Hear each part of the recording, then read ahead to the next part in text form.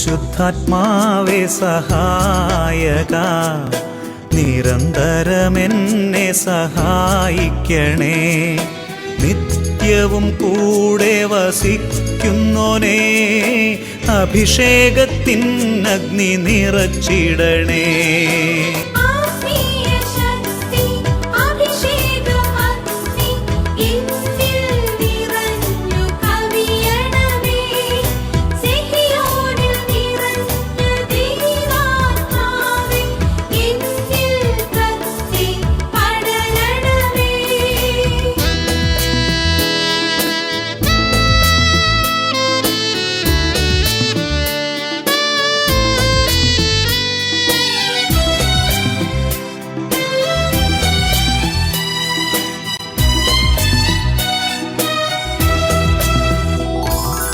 എന്നുള്ളിൽ നിറയുന്ന ദൈവിക ശക്തി ലൗകിക ശക്തിയെ തകർത്തിടുന്നു. പാപനീതി ന്യായ ബോധ്യങ്ങൾ ഹൃത്തിൽ നിറച്ചെന്നെ അഭിഷേചിക്കൂ.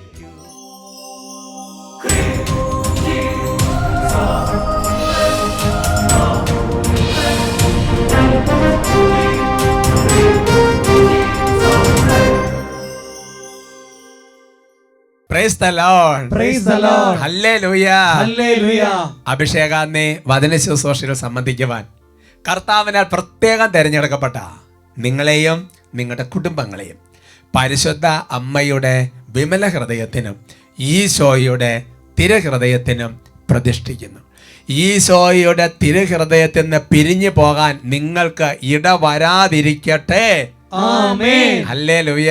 ഹല്ലേലൂയ. ഒരിക്കലും ഈശോയുടെ തിരുഹൃദയത്തിൽ നിന്ന് പിരിയാത്ത ഒരു ബന്ധം, പരിശുദ്ധ അമ്മയുടെ വിമല ഹൃദയത്തിൽ നിന്ന് പിരിയാത്ത ഒരു ബന്ധം അത് കർത്താവ് നമുക്ക് തരും. സന്തോഷത്തോടെ പറയാം hallelujah. Hallelujah. Price the Lord. Praise the Lord. പ്രിയമുള്ള സഹോദരങ്ങളെ, അഭിഷേകാഗ്നിക്ക് വേണ്ടി നിങ്ങളിങ്ങനെ ഒരുങ്ങി തയ്യാറായി 8 ആകുമ്പോഴത്തേക്ക് നോക്കി എല്ലാം റെഡിയായിരിക്കുന്ന നിങ്ങളുടെ ഒരു കമ്മിറ്റ്മെന്റ്, ആ സ്നേഹം ഓർത്ത് ഞാൻ ഈശോയെ മഹത്വപ്പെടുത്തുവാണ്. അവർക്ക് പറഞ്ഞ ഹല്ലേലൂയ. ഹല്ലേലൂയ. അതുപോലെ തന്നെ അഭിഷേക ശുശ്രൂഷ തുടങ്ങുമ്പോൾ നമുക്ക് ചെയ്യാൻ പറ്റുന്ന ഒരു കാര്യമാണ്, ഒരു 8:15 അല്ലെങ്കിൽ 8 മണിയൊക്കെ ആകുമ്പോൾ നമ്മുടെ ബന്ധുക്കള്, അതേപോലെ നമുക്ക് പരിചയമുള്ളവര്, നമ്മൾ പറഞ്ഞാൽ ഒരു ദൈവത്തിന്റെ കൃപ പ്രവർത്തിക്കാൻ തോന്നുന്നു, അങ്ങനെ പരിശുദ്ധാത്മ തോന്നി അവരെയൊക്കെ ഒന്ന് വിളിക്കണം. വിളിച്ചിട്ട് പറയണം, അഭിഷേകാത്മയുടെ കാണുന്ന കാര്യം ഒന്ന് ഓർപ്പിക്കാൻ വേണ്ടി വിളിച്ചതാ, പരിശുദ്ധാത്മ അങ്ങനെ പ്രചോദനം തന്നു, അങ്ങനെ ഒരു പ്രേരണ കിട്ടുകയാണെങ്കിൽ അങ്ങനെ പറയണം. അപ്പോൾ അത് അനേകർക്ക് അതൊരു ഒരു ഒരു ഓർമ്മപ്പെടുത്തൽ വരെ ഒരു ഉണർത്തൽ നടക്കുന്ന പത്രോസ്ലീഹ പറഞ്ഞ കാര്യം നമുക്ക് മനസ്സിൽ സൂക്ഷിക്കാം. ഉച്ചത്തിൽ പറഞ്ഞ ഹല്ലേലൂയ. ഹല്ലേലൂയ. പ്രിയമുള്ള സഹോദരങ്ങളെ, നമ്മൾ ഓരോ ശുശ്രൂഷകൾക്ക് മുൻപും ധാരാളം സമയം ഇങ്ങനെ സ്തുതിച്ച് പ്രാർത്ഥിക്കും. അങ്ങനെ സ്തുതിച്ച് പ്രാർത്ഥിക്കുന്നു എന്ന് പറയുന്നത് വലിയൊരു അനുഗ്രഹമാണ്. നമ്മൾ ഒറ്റയ്ക്ക് സ്തുതിക്കുന്ന പോലെയല്ല, ഇപ്പോൾ ഗ്രൂപ്പായിട്ടാണ് സ്തുതിക്കുന്നത്. കാര്യം വീട്ടിലിപ്പോൾ നിങ്ങൾ 4-5 പേരെ ഉള്ളൂ എന്ന് കരുതുക, അല്ലെങ്കിൽ കമ്മ്യൂണിറ്റിയിൽ കുറച്ച് പേര്. പക്ഷേ അങ്ങനെയല്ല, ഇപ്പം നിങ്ങൾ ഒറ്റയ്ക്കാണ്, നിങ്ങൾ ഒറ്റയ്ക്കല്ല, 10,000 ചേർന്നാണ് ഈ സമയത്ത് പ്രാർത്ഥിക്കുന്നത്. അതുകൊണ്ട് അങ്ങനെ ആ കൂട്ടായ്മയുള്ള പ്രാർത്ഥന തുടങ്ങുമ്പോൾ അത്ഭുതകരമായി ദൈവത്തിൻ്റെ വെളിപ്പെടുത്തലുകൾ സംഭവിക്കും. അത് വിശ്വസിക്കണം. വിശ്വാസം ഇല്ലാത്തവർ, ചില കുറവുള്ളവർ ഈ സാക്ഷ്യം കേട്ടോ. എൻ്റെ പേര് പാമി, ഞാൻ സിംഗപ്പൂരിൽ നിന്നാണ് വരുന്നത്. എൻ്റെ 11ാം വയസ്സ് തൊട്ട് എനിക്ക് ബീഫ്, പോർക്ക്, മട്ടൺ ഇവയോടൊക്കെ എനിക്ക് അലർജി ആയിരുന്നു. അതായത് ഈ മീറ്റ് ഐറ്റംസ് അല്ലേ, പോർക്ക്, ബീഫ്, ചിക്കനും ഫിഷ് എനിക്ക് കഴിക്കാം, ബാക്കിയൊന്നും ഒരു സാധനം കഴിക്കാൻ പറ്റില്ല.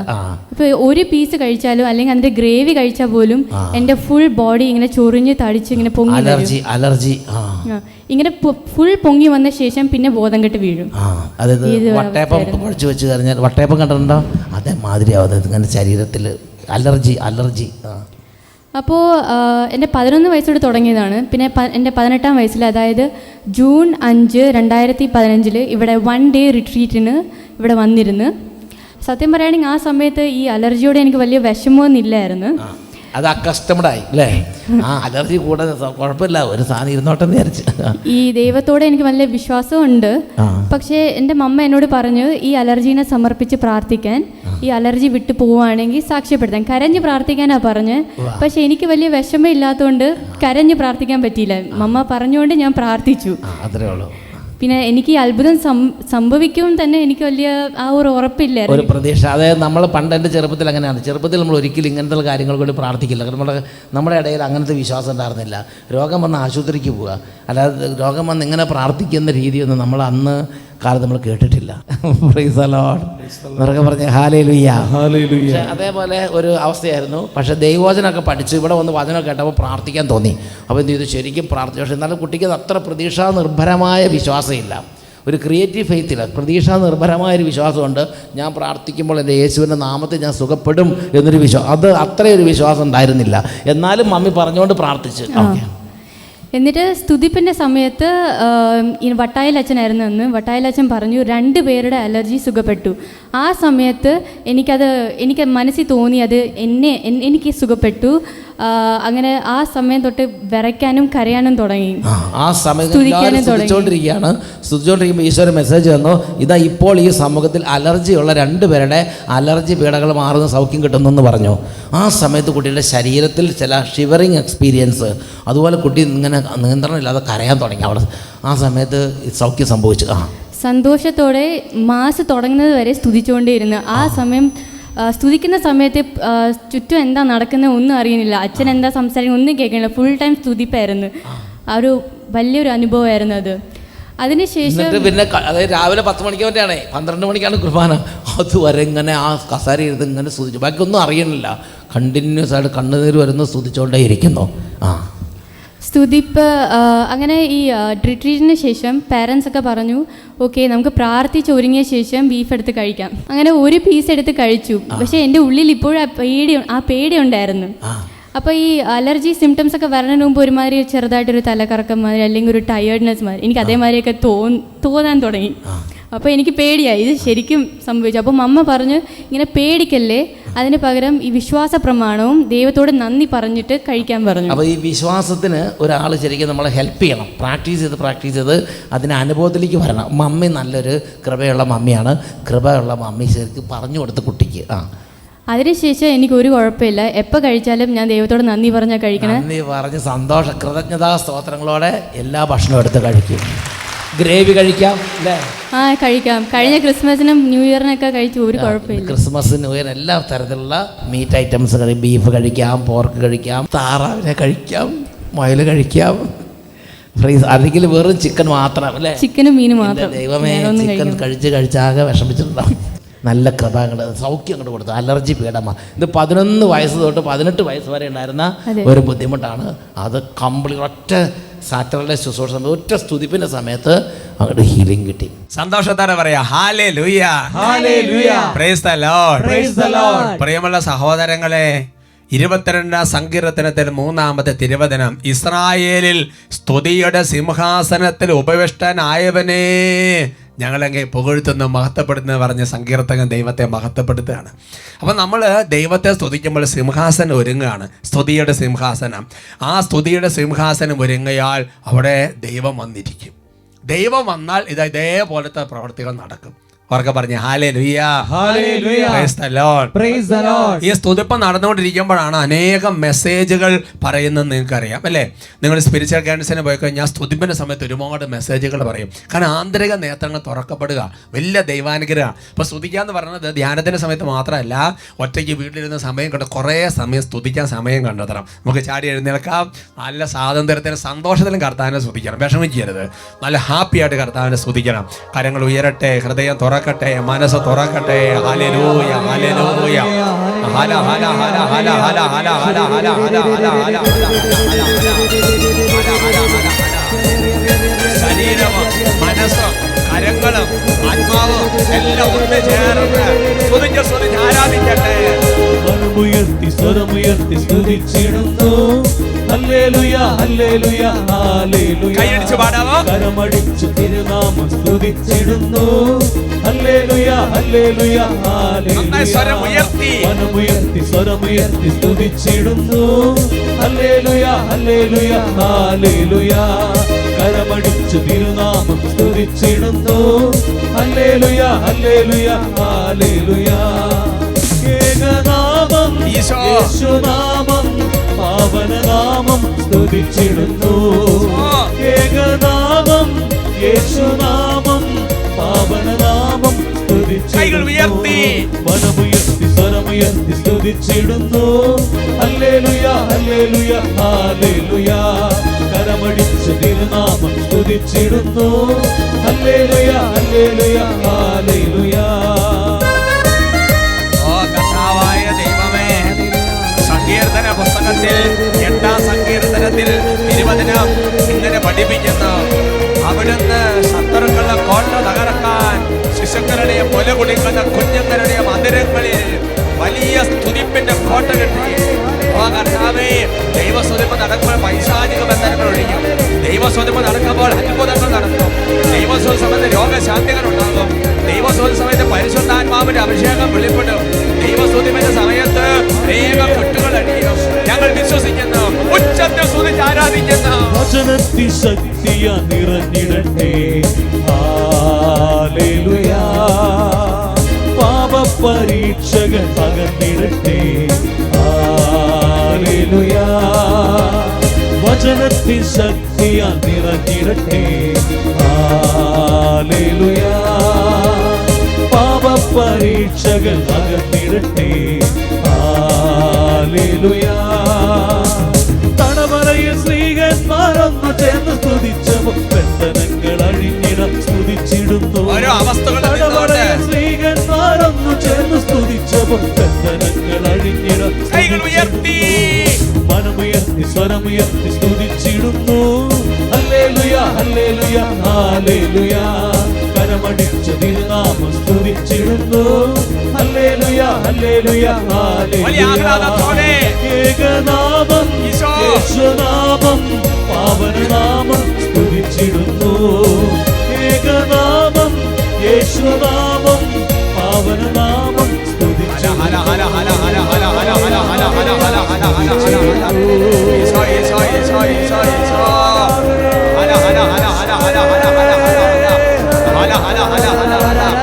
പ്രിയപ്പെട്ട ദൈവമക്കളെ, ദൈവത്തിന്റെ സജീവ സാന്നിധ്യത്തിന്റെ നടുവിൽ നിന്നുകൊണ്ട് ദൈവത്തെ സ്തുതിക്കുകയാണ്. ഈ സ്തുതിപ്പിന്റെ നടുവിൽ ദൈവത്തിന്റെ സാന്നിധ്യമുണ്ട്. ഈ സമൂഹത്തിന്റെ നടുവിൽ ഇപ്പൊ ദൈവത്തിന്റെ അഭിഷേകത്തിന്റെ നിറവുണ്ട്. ഹല ഹല ഹല ഹല ഹല ഹല ഹല അറിയാ അറിയാ അറിയാ അറിയാ അറിയാ അറിയാ ഹല ഹല ഹല ഹല ഹല ഹല ഹല ഹല ഹല ഹല ഹല. അനേക രോഗികളെ കർത്താവ് സുഖപ്പെടുത്തുന്ന മണിക്കൂറാണല്ലോ ഇത്. അലർജി രോഗങ്ങളെ കർത്താവ് തൊട്ട് സുഖപ്പെടുത്തുന്ന സമയമാണിത്. പൈശാചിക ബന്ധനങ്ങൾ ഒഴിഞ്ഞു പോകുന്നു. തടസ്സങ്ങൾ നീങ്ങി പോകുന്നു. ഹല ഹല ഹല ഹല ഹല ഹല ഹല ഹല. സംസാരിക്കാത്ത കുഞ്ഞുങ്ങൾ യേശുവിന്റെ നാമത്തിൽ സംസാരിക്കുന്നു. ഹല ഹല ഹല ഹല ഹല ഹല ഹല ഹല ഹല. ഭയപ്പെട്ടിരുന്നപ്പോൾ ധൈര്യത്തിന്റെ കൃപ നിറയുന്നു. ഹല ഹല ഹല ഹല ഹല ഹല ഹല ഹല ഹല ഹല. വല്ല പ്രത്യാശ ആനന്ദവും സന്തോഷം കൊണ്ട് ഹൃദയം നിറഞ്ഞ് കവിയുന്നു. ആരാധന ആരാധന ആരാധന ആരാധന ആരാധന ആരാധന ആരാധന. കഠിനമായി പോയ ഹൃദയങ്ങൾ ഇപ്പോൾ നാമസലമായി അനുതാപ കൃപ കൊണ്ട് നിറയുന്നു. ഹല ഹല ഹല ഹല ഹല ഹല. ആരാധന ആരാധന സ്വയ ആരാധന ആരാധന സ്വയ ആരാധന ആരാധന സ്വയ ആരാധന ആരാധന സ്വയ ആരാധന. പരിശുദ്ധ അമ്മ തൻ്റെ വെളിപ്പെടുത്തലുകൾ കിട്ടിക്കഴിഞ്ഞപ്പോൾ വലിയ സന്തോഷത്തോടെ ദൈവത്തെ സ്തുതിക്കുകയാണ്. മറിയത്തിൻ്റെ സ്തോത്രഗീതം നമുക്കത് ഓർത്തുകൊണ്ട് അമ്മേ സ്തുതിപ്പിൻ്റെ കൃപ തരണം. തുറന്ന് കേൾക്കുന്ന വചനങ്ങൾ ഞങ്ങൾക്കൊരു അനുഗ്രഹമാണ്. അമ്മ പ്രാർത്ഥിക്കണം. നമുക്ക് ഒരുമിച്ച് പ്രാർത്ഥിക്കാം. നന്മ നിറഞ്ഞ മറിയമേ സുസ്ഥി, കർത്താവ് അങ്ങയോടുകൂടെ സ്ത്രീകളിൽ അങ്ങ് അനുഗ്രഹിക്കപ്പെട്ടവളാകുന്നു. അങ്ങയുടെ ഉദരത്തിന്റെ ഫലമായി ഈശോ അനുഗ്രഹിക്കപ്പെട്ടവനാകുന്നു. പരിശുദ്ധ മറിയമേ തമ്പുരാന്റെ അമ്മേ, പാപികളായ ഞങ്ങൾക്ക് വേണ്ടി ഇപ്പോഴും ഞങ്ങളുടെ മരണസമയത്തും തമ്പുരാനോട് അപേക്ഷിക്കണമേ. ആമേൻ. Praise the Lord. Praise the Lord. ഹല്ലേലൂയ. ഹല്ലേലൂയ. നമുക്കിരിക്കാം. ഇന്ന് നമ്മൾ ചിന്തിക്കുന്ന വിഷയം എങ്ങനെ നടത്തിക്കൊണ്ടുപോകും. അവർക്ക് പറയാം ഹല്ലേലൂയ. ഹല്ലേലൂയ. ഒരുപക്ഷെ വിഷയം കേൾക്കുമ്പോൾ പലവിധ ചിന്തകൾ മനസ്സിൽ വരാം.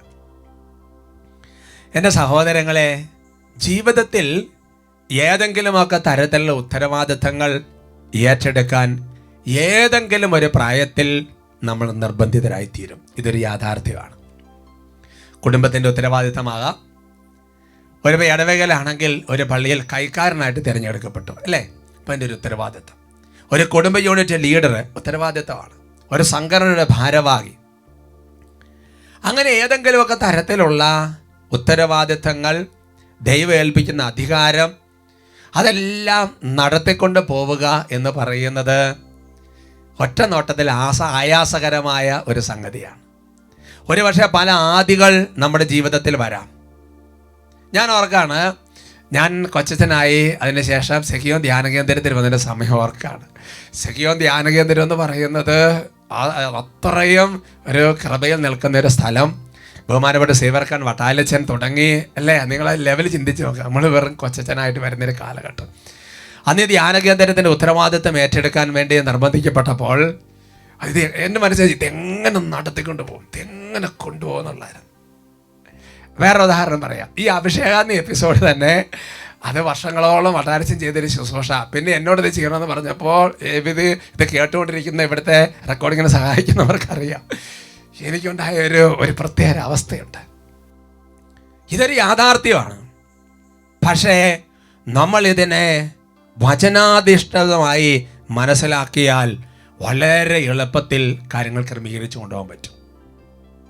ഒരു കാര്യം നമ്മൾ മനസ്സിലാക്കേണ്ടത്, നമുക്ക് നൽകപ്പെടുന്ന ഒരു ഭരണ ചുമതല, നമുക്ക് നൽകപ്പെടുന്ന ഒരു ഉത്തരവാദിത്വം, നമുക്ക് നൽകപ്പെടുന്ന ഒരു അധികാരം, അത് വെറുതെ തരുന്നതല്ല, അത് വെറുതെ അങ്ങ് കിട്ടുന്നതല്ല, കുറച്ച് വോട്ട് കൊണ്ട് കിട്ടുന്നതല്ല, കുറച്ച് പേര് തീരുമാനിച്ചുകൊണ്ട് നടക്കുന്നതല്ല, അത് ദൈവം തരുന്നതാണ് എന്ന് ആദ്യമേ തന്നെ മനസ്സിൽ പതിയണം.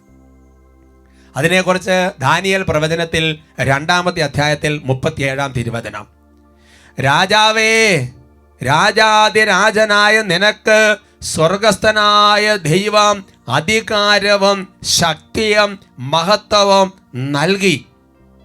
നബൂഖദ്നേസർ രാജാവ്, ബെൽഷാസർ രാജാവ്, അങ്ങനെയൊക്കെയുള്ള ഒരുപാട് തരത്തിലുള്ള രാജാക്കന്മാരുടെ ഒരു കാലഘട്ടത്തിൽ അവിടെ ദൈവാത്മാവ് വെളിപ്പെടുത്തുകയാണ്, രാജാവിനെ ഓർമ്മിപ്പിക്കുകയാണ്, ഈ അധികാരം നിനക്ക് നൽകിയിരിക്കുന്നത് ദൈവമാണ് നൽകിയിരിക്കുന്നത്.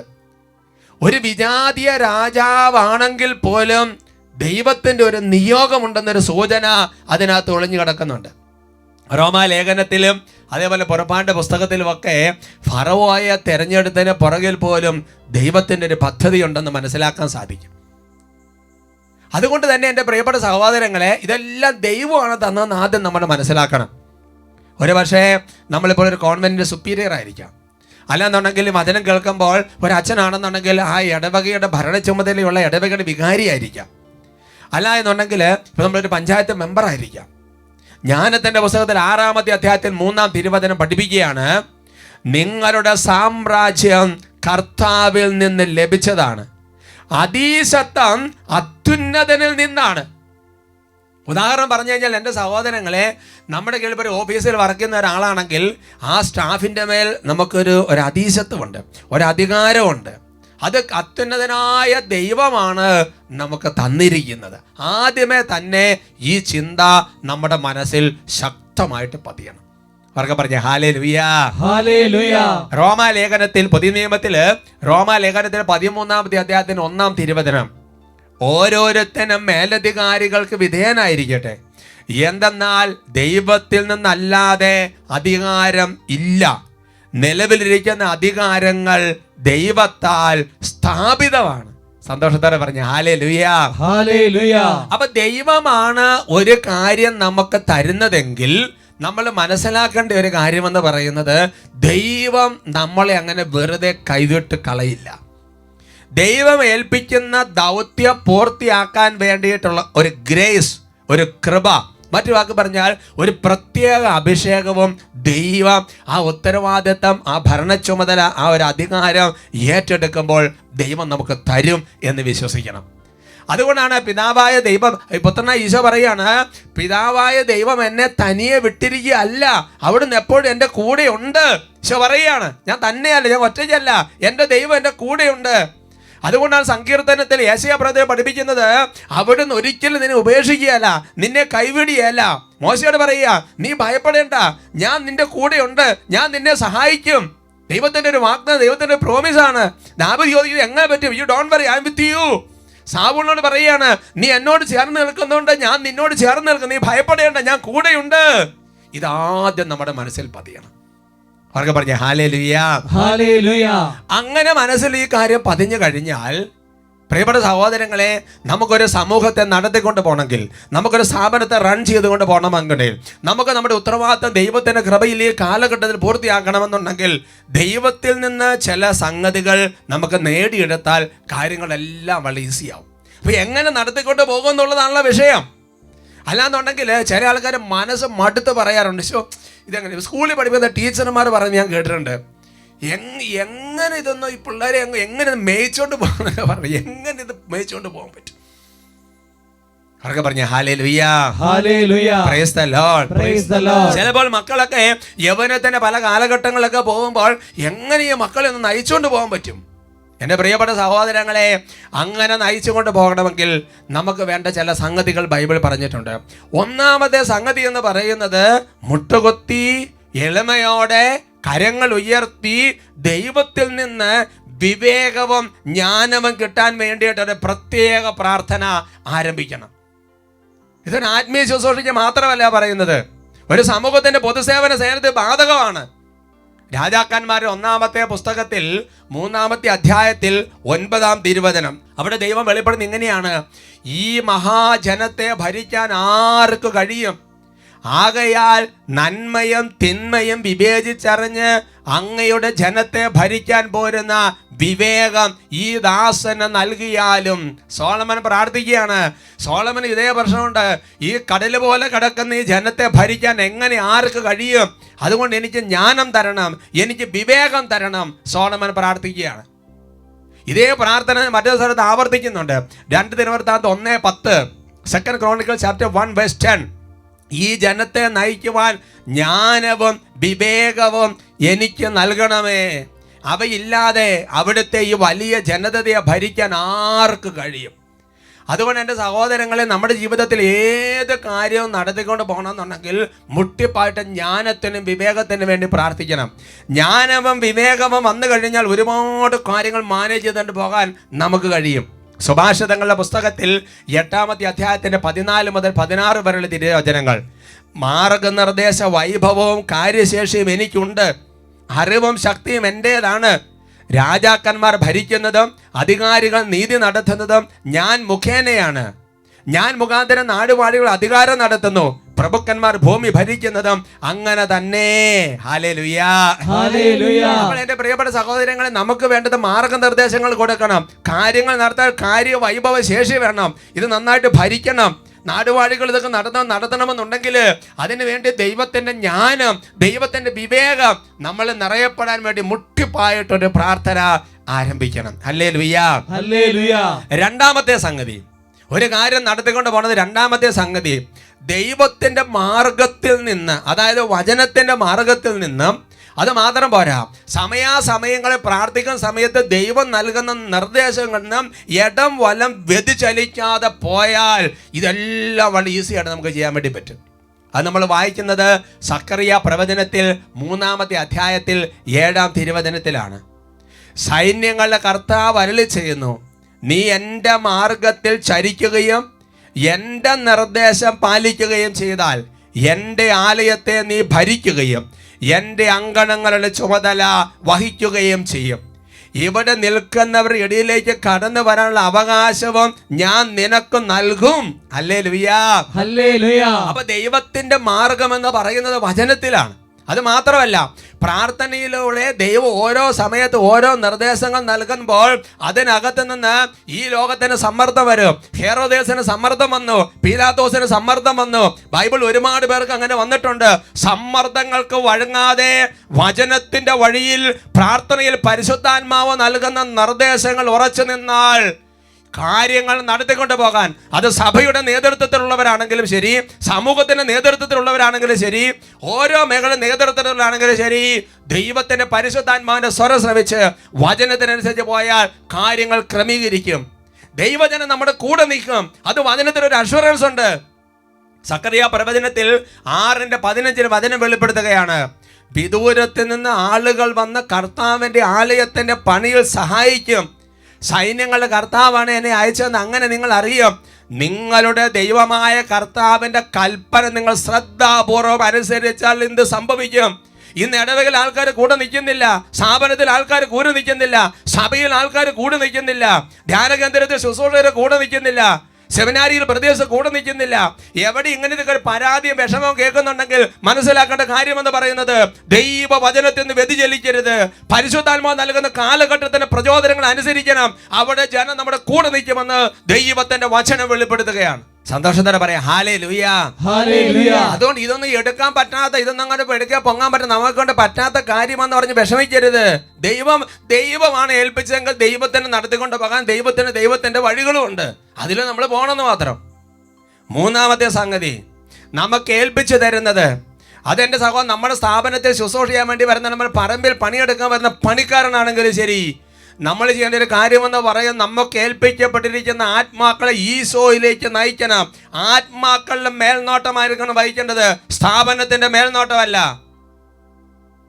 അവിടെയാണ് എൻ്റെ സഹോദരങ്ങൾ എല്ലാ കാര്യം ഈസിയായിട്ട് നടന്നു പോകാൻ വേണ്ടി പറ്റുന്നത്. ഇന്ന് വലിയ പ്രഗത്ഭമായ സ്ഥാപനങ്ങൾ പോലും നടത്തിക്കൊണ്ട് പോരാൻ പറ്റാതെ നിൽക്കുമ്പോൾ നമ്മൾ ഓർക്കണം, എവിടെയാണ് പിഴവ് പറ്റുന്നെന്ന്. 110 സങ്കീർത്തനത്തിൽ 3-ാമത്തെ തിരുവചനം, രാജാവിന്റെ സ്ഥാനാരോഹണം, ദാവീദിനെ കുറിച്ചുള്ള അല്ലെങ്കിൽ ഈശോ മിശിഹായെ കുറിച്ചുള്ള വലിയ വെളിപ്പെടുത്തൽ അടങ്ങിയിരിക്കുന്ന ഭാഗമാണ് അവിടെ. വിശുദ്ധ പർവ്വതത്തിലേക്ക് നീ സേനയെ നയിക്കുന്ന ദിവസം നിന്റെ ജനം മടികൂടാതെ തങ്ങളെ തന്നെ നിനക്ക് സമർപ്പിക്കും. ഉഷസ്സിന്റെ ഉദരത്തിൽ നിന്ന് മഞ്ഞെന്ന പോലെ യുവാക്കൾ നിന്റെ അടുത്തേക്ക് വരും. ഹല്ലേലൂയാ. അപ്പൊ ഈ ദൈവജനത്തെ നീ കർത്താവിന്റെ മലയിലേക്ക്, ജെറുസലേമിലേക്ക്, ദേവാലയത്തിലേക്ക്, കർത്താവിലേക്ക് അടുപ്പിക്കാൻ വേണ്ടി തുടങ്ങിയാൽ, എന്റെ സഹോദരങ്ങളെ, ചിലപ്പോൾ ചില ആൾക്കാർ പറഞ്ഞു യുവജനങ്ങളെ മാനേജ് ചെയ്യാൻ പറ്റുന്നില്ല. ഈ യുവജനങ്ങൾ ഉഷസ്സിന്റെ മഞ്ഞെന്ന പോലെ നിന്റെ അടുത്തേക്ക് വരുമെന്ന് ദൈവത്തിന്റെ വചനം വെളിപ്പെടുത്തുകയാണ്. നമ്മൾ എങ്ങോട്ടാ നയിക്കുന്നതെന്ന് ഓർക്കണം, നമ്മൾ എവിടേക്ക് എത്തിക്കുന്നതെന്ന് ഓർക്കണം. What is our target? ഹെബ്രായ ലേഖനം 13-ാമത്തെ അധ്യായത്തിൽ 17-ാം തിരുവചനം, നിങ്ങളുടെ നേതാക്കന്മാരെ അനുസരിക്കുകയും അവർക്ക് വിധേയരായിരിക്കുകയും ചെയ്യുവൻ. കണക്കേൽപ്പിക്കാൻ കടപ്പെട്ട മനുഷ്യരെ പോലെ അവർ നിങ്ങളുടെ ആത്മാക്കളുടെ മേൽനോട്ടം വഹിക്കുന്നു. അപ്പൊ നമുക്ക് ഏൽപ്പിച്ചിരിക്കുന്ന സംഗതി മാത്രം ഇങ്ങനെ നടത്തിക്കൊണ്ട് കൊണ്ടുപോകാൻ ശ്രദ്ധിച്ചു കഴിഞ്ഞാൽ, എൻ്റെ സഹോദരങ്ങളെ, ദൈവം കൂടെ നിൽക്കുമെന്ന് വിചാരിക്കരുത്, ദൈവം കൂടെ പ്രവർത്തിക്കുമെന്ന് വിചാരിക്കരുത്. പക്ഷെ ആത്മാക്കളുടെ മേൽനോട്ടം വഹിക്കാൻ വേണ്ടി തുടങ്ങിയാൽ, എൻ്റെ സഹോദരങ്ങളെ, ഇതെല്ലാം വളരെ കൃപയിൽ നടക്കും. സന്തോഷത്തോടെ പറയാം ഹല്ലേലൂയ. ഹല്ലേലൂയ.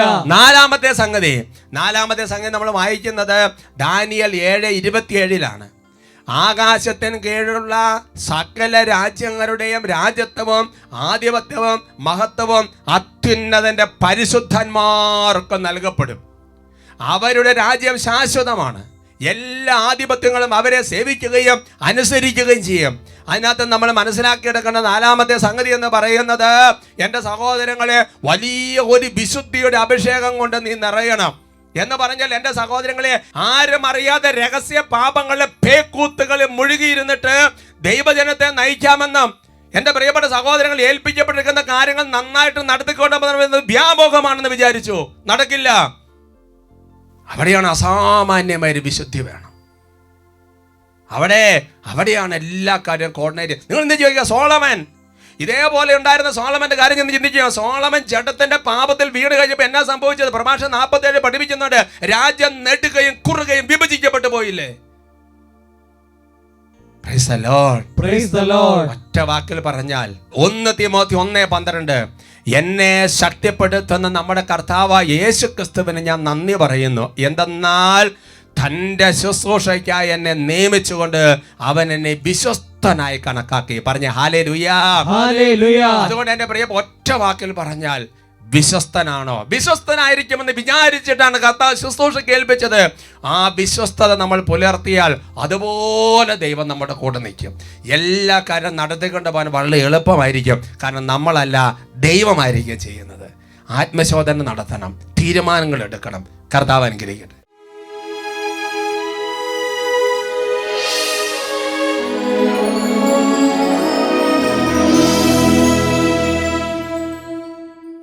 പ്രിയമുള്ള സഹോദരങ്ങളെ, കർത്താവിൻ്റെ സന്നിധിയിൽ നമുക്കിപ്പോൾ ഉത്തരവാദിത്തങ്ങളെല്ലാം ഓർക്കാം. കുടുംബത്തെ നന്നായിട്ട് നയിച്ചുകൊണ്ട് പോകണം. ഇടവകളിലെ ശുശ്രൂഷകൾ, സംഘടനകളിലെ ശുശ്രൂഷകൾ, ജോലി സ്ഥലത്തുള്ള കാര്യങ്ങൾ, ധ്യാനകേന്ദ്രത്തിൽ, സമൂഹ സമർപ്പിത ജീവിതങ്ങളിൽ കർത്താവിൻ്റെ സന്നിധിയിൽ കണക്ക് കൊടുക്കാൻ മടപ്പെട്ടവരാണ് നമ്മൾ. അതുകൊണ്ട് ഇതൊരു പ്രാർത്ഥിക്കേണ്ട സമയമാണ്, പ്രാർത്ഥിക്കേണ്ട മണിക്കൂറാണ്. ഈശോയോട് കരഞ്ഞ് പ്രാർത്ഥിക്കുകയാണ്. കരങ്ങൾ ഉയർത്തി ഓരോരുത്തരും സ്തുതിക്കട്ടെ. ഹല്ലേലൂയ, ഹല്ലേലൂയ. ഓ കർത്താവേ, സ്വർഗത്തിൽ നിന്ന് കർത്താവേ, ഞങ്ങളുടെ ഉത്തരവാദിത്തങ്ങൾ, അങ്ങ് ദാനമായി നൽകിയ അധികാരങ്ങൾ, അതിന്റെ കൃപയിൽ ശുശ്രൂഷയാൻ വേണ്ടതെല്ലാം സ്വർഗം ഞങ്ങൾ വർഷിക്കണമേ എന്ന് പ്രാർത്ഥിക്കുന്നു. ജ്ഞാനം, വചനം, വിവേകം, വിശുദ്ധി നമ്മിൽ മഴ പോൽ ചൊരിഞ്ഞിടണേ. ആഗ്രഹത്തോടെ ദാഹിച്ച് പ്രാർത്ഥിക്കുന്നു. ജ്ഞാനം, വചനം, വിവേകം, വിശുദ്ധി നമ്മിൽ മഴ പോൽ ചൊരിഞ്ഞിടണേ. കൈകൾ ഉയർത്തി വിളിക്കുന്നു. കർത്താവേ, നിന്നാത്മാവാ നിറച്ചിടണേ, നിറച്ചിടണേ, നിറച്ചിടണേ, നിറച്ചിടണേ.